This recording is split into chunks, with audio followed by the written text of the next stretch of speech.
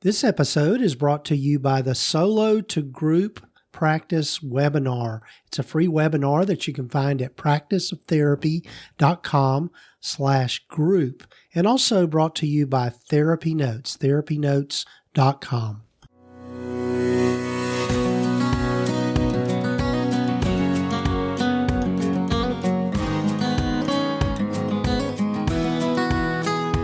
This is the Practice of Therapy podcast with Gordon Brewer, helping you to navigate your private practice journey.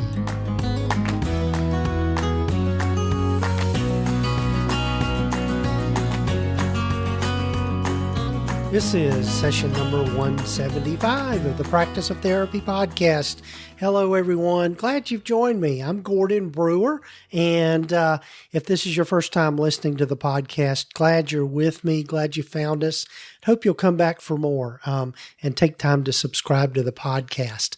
Well, I'm really excited for you to get to hear from this guest of mine, Kathryn Esquer. And if you remember back in episode 153, she was my guest then, and it was during the middle of last year. So a lot of the stuff around the COVID pandemic was really starting to amp up, and we were really full force in it. Not that we're out of it now, but it was a great conversation, and I think you're going to love listening to Kathryn.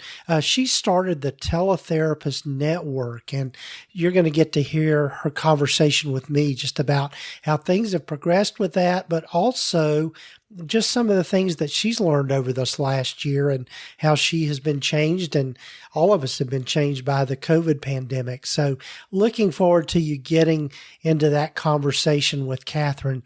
She's just one of those people that was easy to talk to, and I enjoyed getting back together with her and just learning from her wisdom, and particularly the fact that she's not only a psychotherapist, but she's also has an MBA. So she's got a unique perspective, and I love glad you're getting to hear from Kathryn again. I wanted to let you know about a new resource I've got out there. It's a new free resource, and really this came out of just some of the most common questions I get asked by my consulting clients and listeners to the podcast, just around transitioning from being a solo provider to bringing on other therapists in your group and having your own group practice. And because I've learned a lot in leading my own group practice, and it's been such an important part of my own professional journey, I wanted to create this resource. So I partnered with my friend, Dr. David Hall over at Psych Maven.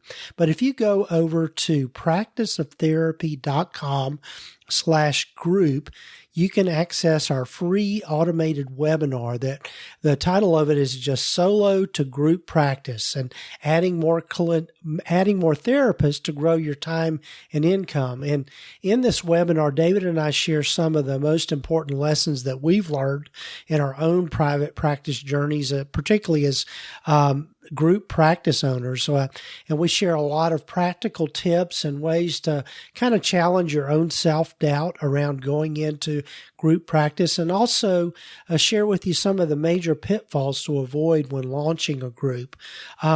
We also have some time-limited bonuses and discounts that are an exclusive for people that watch the webinar to its end. So wherever you are in your practice journey, I want to invite you to go over to practiceoftherapy.com/group and go ahead and enroll and register for that webinar. You'll get some time choices of when you can be available for it, so you can really do it when it's convenient for you. And again, that's practiceoftherapy.com/group. So be sure and check that out. It's a great resource, and we're getting a lot of great feedback on that. And also, before we get to my conversation with Kathryn, be sure and check out our sponsor for the podcast, and that's TherapyNotes, therapynotes.com. They are the leading electronic health record system for private practice owners and those of us in the mental health field. as I've said before, they're who I use in my practice, and I'm just getting more and more impressed with this platform all the time. They have recently updated some things, and it's just some great updates.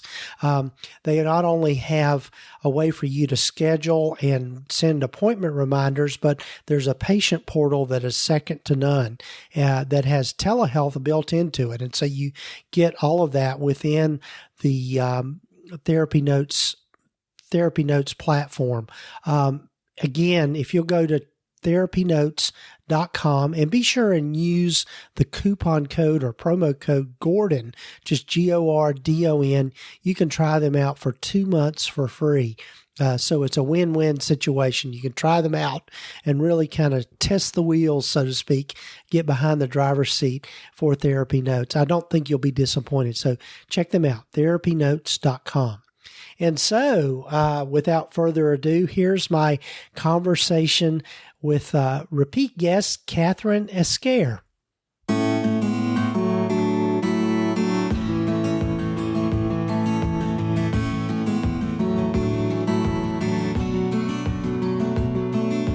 Well, hello, everyone, and I'm so excited to have back with me Dr. Kathryn Esquer. Welcome back, Kathryn. Thanks for having me. It's good to be back. Yeah, I was thinking this morning as I was driving into the office, I'm really looking forward to talking to you again, because this is just, you're just one of those fun people to talk to. So glad you're back. Thank you. Yeah. Thank you. Same to you. Yeah. Same to you. Yeah. So there's a lot that we're talking about before we started recording, but maybe a place to start for folks that maybe don't know about you is tell folks a little bit about your private practice journey and what you're doing now, and we'll go from there. Sounds great. So, like I said, I'm a licensed psychologist, but I actually went to school in a dual degree program for leadership and organizational consulting. So I have a doctorate of clinical psychology and an MBA, and those degrees were integrated. So I didn't just do an MBA and do a PsyD, they were integrated. So I was able to have some overlap and see the work from the MBA courses into the PsyD courses and vice versa, right? So it set me up really well. I went into consulting after graduation and I loved it, but it wasn't the lifestyle that I saw myself living the rest of my life, especially when I wanted to have kids. So thankfully, my path, allowed me to go back and do a second residency in clinical psychology, and I was able to get licensed. And I have been practicing now. I originally grew up in rural Pennsylvania. I moved away for about 10 years to do schooling, postdoc, the consulting gig, met my husband. We lived in cities. It was great. And then when I got pregnant, we were like, all right, like I can't picture raising my kids anywhere else but where I grew up. So we moved back to rural PA, and that is where I have been for the past coming up on 4 years now. Time flies. Mm-hmm. And my clinical work, I am integrated into a primary care office. So my therapy office is right next to my consulting physician's offices, exam rooms. And as I was telling you before we hopped on this call, it's been a wild ride over the past year to not only have gone through COVID, everything around COVID, myself, my family, my work, but then also my office, my place, the nurses and the administrative staff who helped me run my day-to-day, they were the ones on the front line. I could go back and I worked from home for several months, but my teammates were on the front line, and I've just been so proud of them and just in such awe and admiration of how day in, day out, they continue to fight the good fight. And we've been rolling out, multiple vaccine clinics a week in our tiny rural office. Wow.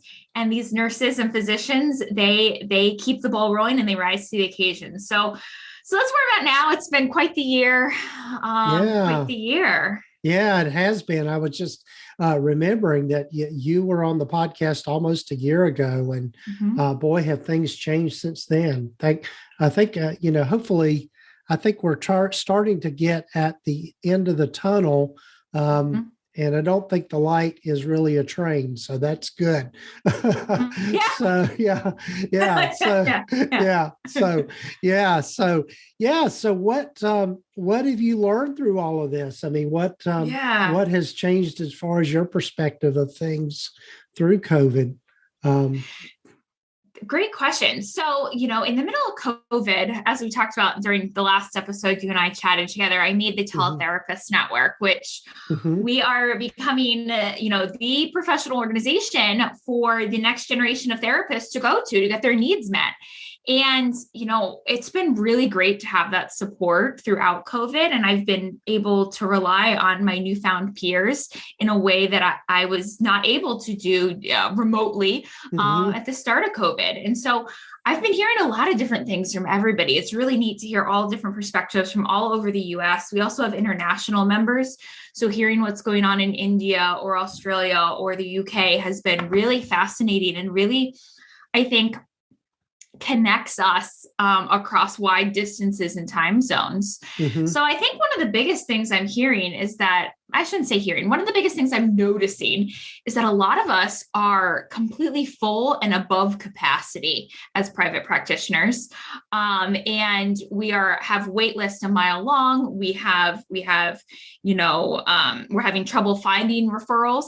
But then I'm also seeing a lot of people, or a good chunk of people, who, are having trouble filling their caseload. Mhm. And to me, it's this big question of how do we reduce this gap? How do we help the clinicians looking for clients and looking, having space to help people? How do we match them and get them set up, an appropriate setup, not a blind Mhm. referral, but an appropriate referral to, from these clinicians who are overbooked and overworked? I'm seeing Right. that. And it's been a big question in my head. On the network, on the Teletherapist Network, we do referrals almost every day. Someone's asking for a referral for someone via telehealth, and telehealth helps, we're able to practice within our state jurisdictions, but I'm really still seeing, there needs to be a better system. And I haven't quite figured out what that is yet. Right. Right. Yeah. I think it's a problem we've got that's really come out through COVID is just this whole, well, licensure portability is one thing, but also just a lot of confusion for people around the different types of licensure and that sort of Mm-hmm. thing. And so it's Mm-hmm. just, And so seeing that here as well, we get calls, Mm-hmm. but where, we've been fortunate in that I just hired a new therapist, and her schedule's already full. And so I'm in the process of hiring an intern now from our local university, and who's a grad student, and I anticipate that will fill up as well. And so it creates a whole different kind of stress for people to Mm-hmm. be full, as opposed to the Mm-hmm. stress of, oh, I need more clients. Yeah. Right. So Right. yeah. There was some discussion on one of the groups about how um, over the years it has changed from clients calling and saying, I'd like to make an appointment, to clients calling and saying, are you accepting new patients? It has changed the Mm-hmm. dynamic of assuming we are full and that it's hard to get in versus the assumption that we have room and we can help. And I Right. think that's a very interesting observation. Right.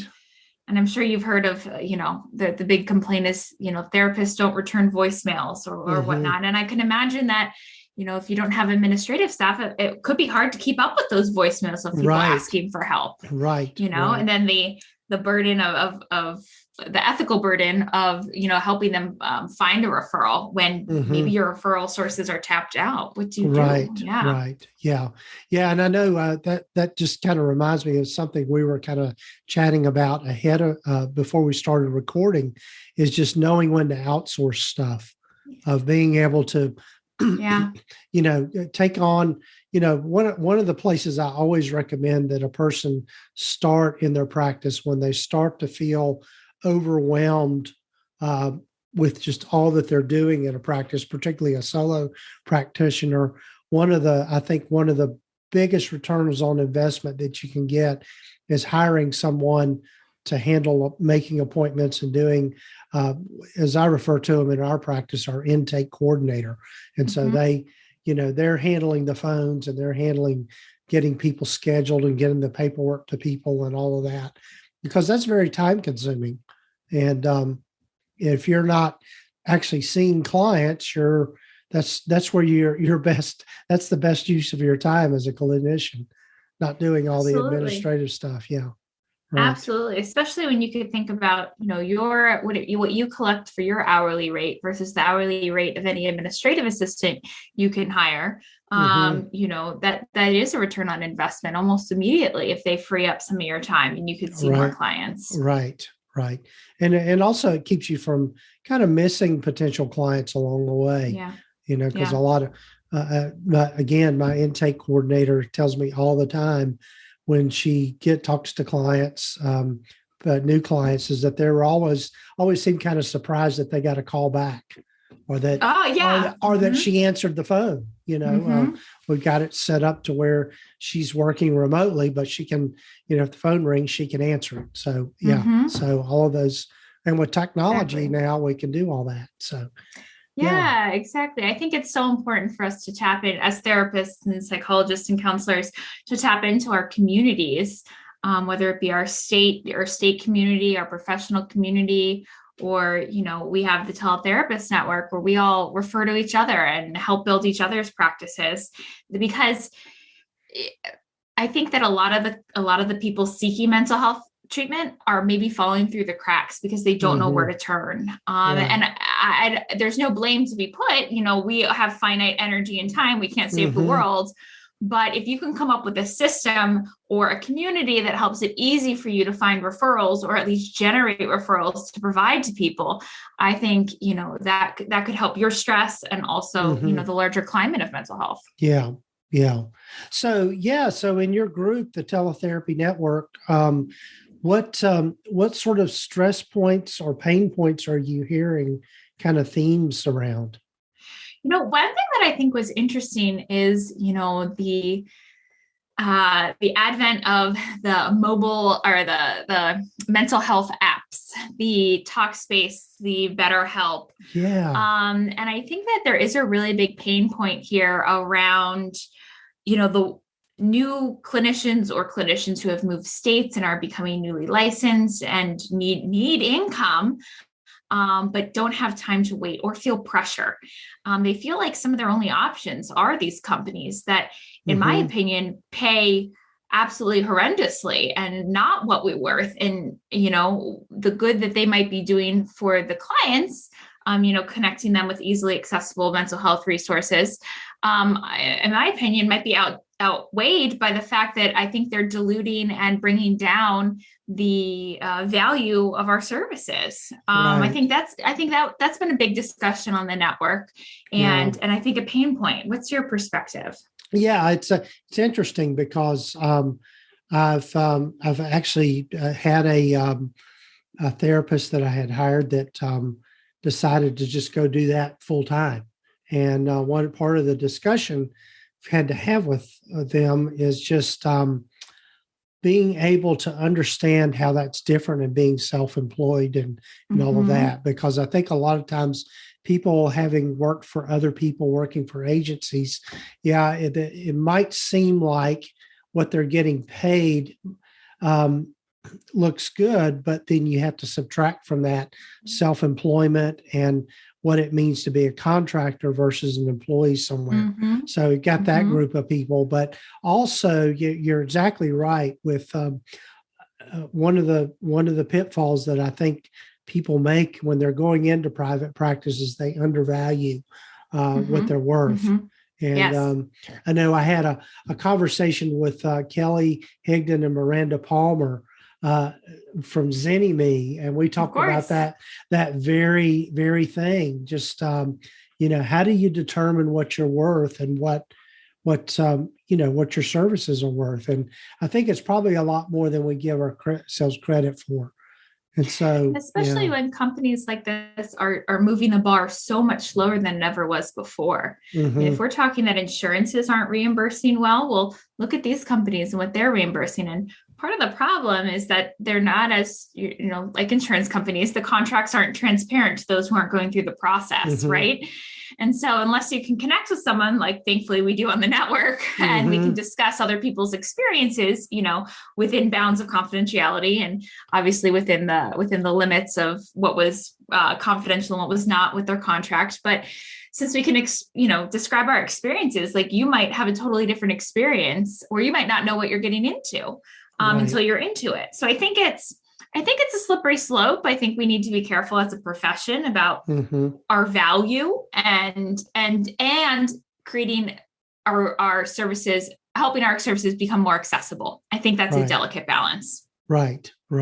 And the other thing too is that, I've had some of those services approach me about, possibly being podcast sponsors. And when I really started looking into what they provide and what they do for therapists, I just had some reservations. It felt like some of the things that were being done were borderline unethical. For example, just giving bonuses based on the number of words that you would text with a client, or the amount of time you spent with a client outside of a session, and your accessibility. And to me, that's just a little unethical. And my concern too is just how do they measure that? So somebody's got to be knowing what you're texting and all of that kind of stuff. So you're exactly right, Kathryn. I think you got to proceed with caution and really kind of look at weigh all that out. So, yeah. So another thing I know that we talked about before we started recording is something new that I'm just starting to get wind of, and that is the open note policy that's out there. And so you want to say some more about that? Yeah, that was a discussion. We had a couple consultations about it on the Teletherapist Network, because it was something that really hasn't been spoken about too broadly or widely in our field. And that's that the Federal CARES Act of the 21st century, which has been around a while, like this is not new, but they had a due date of actually last fall that any any certified EHR system will have to grant access or remove any barriers from the patient to access their health records for their clinical notes, right? So, what this looks like is, large hospital systems or anyone who uses a certified EHR, which are major EHRs. These are certified with, forgive me, the organization at the government slipping my name, but they're certified with the government. They're high end. They're very high. Like TherapyNotes is not one. Simple Practice is not one. A lot of the ones that we use in private practice are not certified EHR. Doesn't mean they're not good. They're just more practice management systems. And, but if you're a certified EHR, like my office is, you have to reduce barriers. So that means the patient, come April 21st, will be able to log on to their client portal, and they will be able to see the clinical notes as soon as I sign them. And I think this brings up a whole new dynamic in terms of clinical documentation for mental health. I am not necessarily against it, because I can see the utility in it, right? If you go see a primary care doctor and you can't remember their recommendations for how often to take aspirin, you can go on and you can see, you have immediate access. But I think that we need to proceed with caution, as you said earlier, with how we're documenting things, and also how we're communicating with our clients about what's being documented. I think it'll ultimately help us have greater transparency and accountability in the field. But I think it's just such a big shift right now that a lot of us are having a hard time with it. Right. Yeah. And that's really kind of the cornerstone of what we do in mental health, is just client confidentiality and that sort of thing. And so, you worry about other people getting a hold of those clinical notes and the wrong person getting them and that sort of thing. And so, but you're right. I think to be shine more of a positive light on it, it's going to make us better clinicians with our documentation and being more accurate with things. And absolutely, I think it could also, when done appropriately, can improve rapport. What I've been doing with my clients is in preparation of this date coming is over the past month, every single session, I've been reading them their note before they leave as a way for them to get familiar. I probably won't continue this forever, but as a way for them to get familiar with my language, the clinical wording, so that they can have reactions immediately in session, so that, down the road, if they do choose to look in their notes, hopefully there won't be any shock or surprise, and they will feel comfortable coming and talking to me if there is something. Right. Yeah. Yeah, that's a lot to think about, a lot to get our heads around. And I think it could cause some anxiety for us as therapists just to think about because I know that, again, that is one thing that people can get behind in very quickly is their documentation. And the more you're behind, the more you're behind. And so being able to stay on top of your documentation is an important piece, and just being clinically sound, but also from a business standpoint, because with like a lot of the electronic health record systems, you don't get paid until you do your notes. So, So, I think if this could help it if we start doing our notes in session, or it becomes part of the you can make it part of the therapeutic process. Right. So I think that hopefully could help. Right. It is. I think it's such a big shift from the way we've been trained and taught and the way it's been done, that, it's a challenge. And I've been challenging myself to look at this as how can I make this a benefit? How can I use this to help my work as opposed to be more cumbersome for me? Yeah. Yeah. And I know the other thing that we talked about before we started recording, and I think this is a good kind of segue into this, because is being able to chat with other therapists and other people in the field about these types of things, of being able to get that support. And tell us, I guess, say some more about what you're learning about the importance of consultation and all of that. I thought I was consulting. I thought I was doing well. I'm a pretty social person in general. I like staying in touch with people. I like learning. I'm on listservs. I'm on forums. But I didn't realize how much I was missing out there until the Teletherapist Network, I brought the Teletherapist Network into my life and other people's lives and started using it regularly. And it's become quite the spotlight on how I had no idea what was going on, even within other licensed professionals, LPCs or MFTs. I'm a psychologist, so I'm a part of the Pennsylvania Psychological Association. I had no idea what was going on with my other colleagues' fields and the resources that these organizations were putting out that I could get access to. I just didn't know they existed. Right. So I think it was really interesting. It really it was a humbling experience to realize, as much as I thought I stayed in the loop, oh goodness, I was not in the loop as much as I was in my own loop, but I didn't know there were other loops out there to be a part of. Right. Yeah. So, I think consulting with peers is incredibly important, not only for, obviously, we know for our clinical work, consultation is the best quality control we have for clinical services, for therapy services. We don't have a checkbox of quality control. We have peers to tell us what's going on. Right. But it's also so good for our energy levels. I know now that I am part of a group that keeps me up to date on what's going on in their world, and I keep them up to date on what's going on with mine. And I now know I don't feel like I'm missing something. I don't feel like I always have to be scanning for the next law that's being passed or the next resource that's coming out. I think it's really good for my peace of mind almost to know that I have that group to rely on. And then also it's really good for my burnout control. It's incredible. I mean, I think we know this as therapists, but how much it helps us to talk to others about our experiences. And in terms of peer consultation, have our peers share their experiences and hear from them. That's the power of group therapy right there. And I think that we underestimate the power of community in our burnout. It might seem like another to-do. It might seem like another expense, but it's ultimately, helping us be better people and better clinicians, and happier along the lines. Right. Right. And I couldn't agree more. I've just, I'm finishing up with one of my focus groups that I started. And one of the things that I think is particularly important for people that are in solo practice, that can get really lonely. And I think, being able to bounce ideas off of other people and being able to, I think too, just ethically, we need to do, particularly on the clinical side, need to be doing regular consults with people.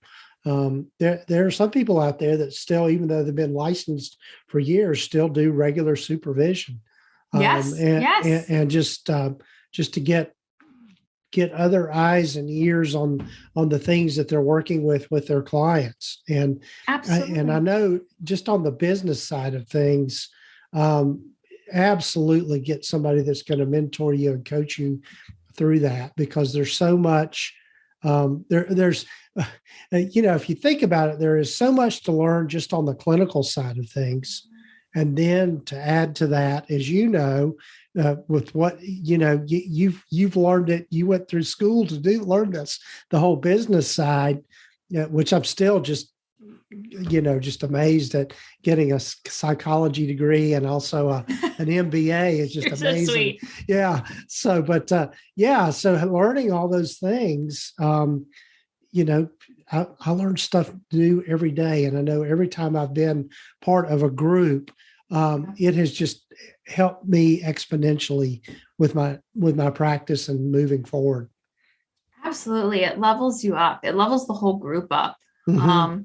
It's incredible. I think that, yes, like we all know private practice can be pretty isolating at times. And I think that's a pretty big, warning when you go into it. But I don't know how much, agencies or organizations who employ clinicians have been thinking about this isolation as we've been working from home all this past year, and or continue to work from home. Now I think there might be more isolation there, or new isolation coming in those forms where maybe it wasn't like that before. Right. Yeah.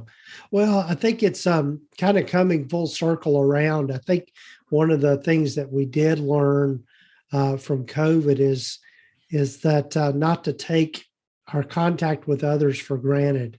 And it's just, Absolutely. and I think it's, now that we're, as we said, we're coming out of the woods or coming out of the tunnel, it feels, there's a sense of being able to relax more, yes.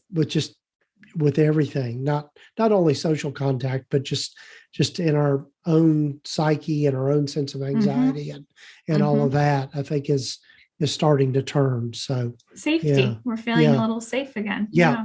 Good way to put it. Good way to put it. So, yeah. So, well, Kathryn, I got to be mindful of your time, and I'm so glad we've reconnected, and I'm sure we'll do it again. But tell folks how they can get in touch with you, and tell them a little more about the Teletherapy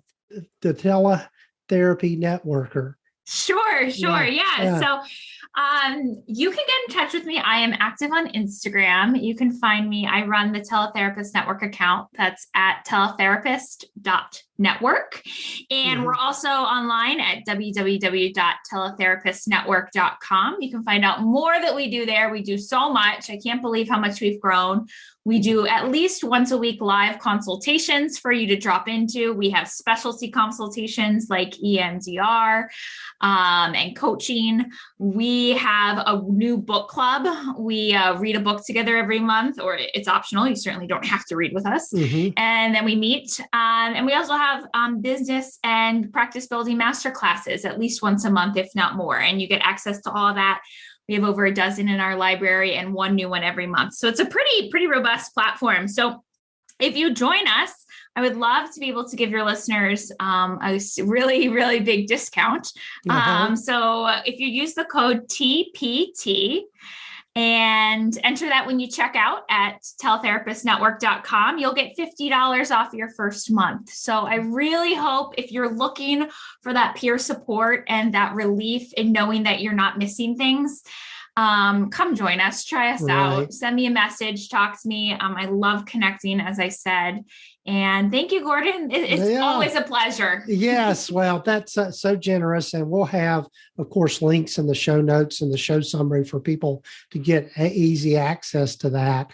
And I can just tell you from what I know about Kathryn and just know about what she's been doing. It's a great resource. And I'm sure we'll have, you'll be hearing more about that from me as well. So thanks, Kathryn, for being on the podcast.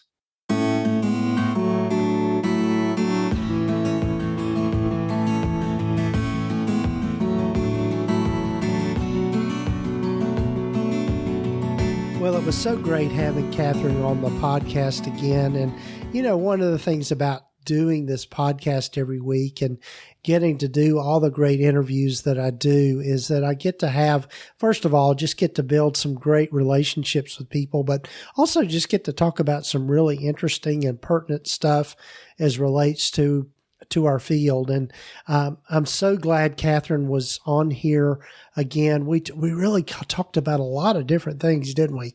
So, but anyway, be sure and check her out. She's at the Teletherapist Network, and there'll be links here in the show summary and the show notes. And it's such a wonderful thing that she created. And it was really out of the heart of the pandemic and really looking for ways for us to connect and find connection during a tough time, but it is just so valuable. And, I think we can learn so much from each other. At least I know I do. And I know with my, the mastermind group that I'm involved in, and then also the focus groups that I lead have just really been just very rich in what we can learn from each other. And so, be sure and check out Kathryn's the Teletherapist Network. And so, again, there's links here in the show notes.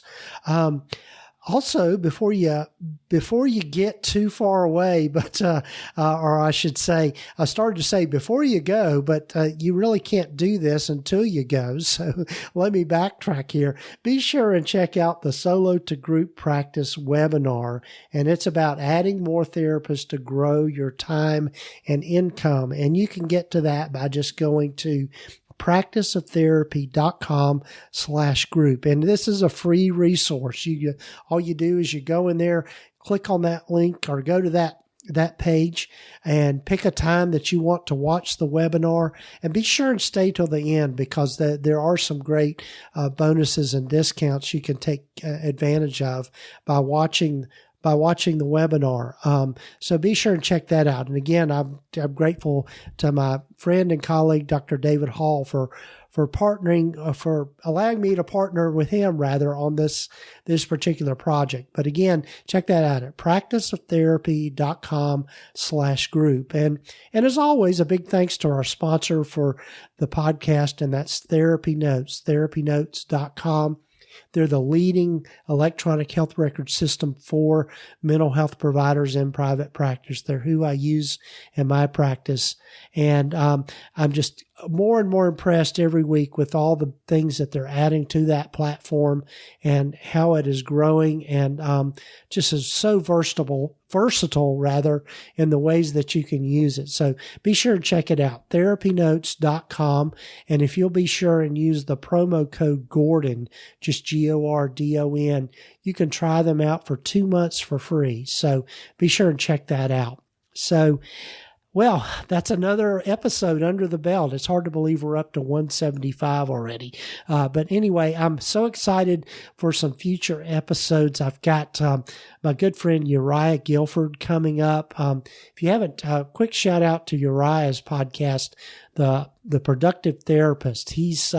Uriah and I are in a mastermind group together, and I've really enjoyed getting to know him, but just want to say a quick shout out to him. We've got an upcoming episode coming here on this podcast, and I think you're really going to enjoy hearing from Uriah. He's just a great guy and just got a lot of great ideas around productivity, and he's another full focus planner user. And so we talked about that, and you can check that out if you want to know about the full focus planner. You can go to practiceoftherapy.com/full-focus-planner and learn more about that. So I didn't mean to put all that here in at the end, but I did. So there it is. But well, thanks again for joining me, and be sure and subscribe to the podcast wherever you might be listening to it, and also share with your friends. If you find that this podcast is helpful, share it with others, but also let me know about it. I love getting emails from people, and I'm so grateful to you for being with me on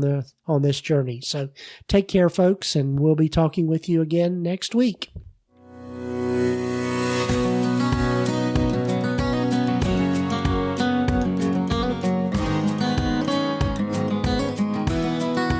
Been listening to the Practice of Therapy podcast with Gordon Brewer. Please visit us at practiceoftherapy.com for more information, resources, and tools to help you in starting, building, and growing your private practice. And if you haven't done so already, please sign up to receive the free private practice startup guide at practiceoftherapy.com. The information in this podcast is intended to be accurate and authoritative concerning the subject matter covered. It is given with the understanding that neither the hosts, guests, or producers are rendering legal, accounting, or clinical advice. If you need a professional, you should find the right person for that.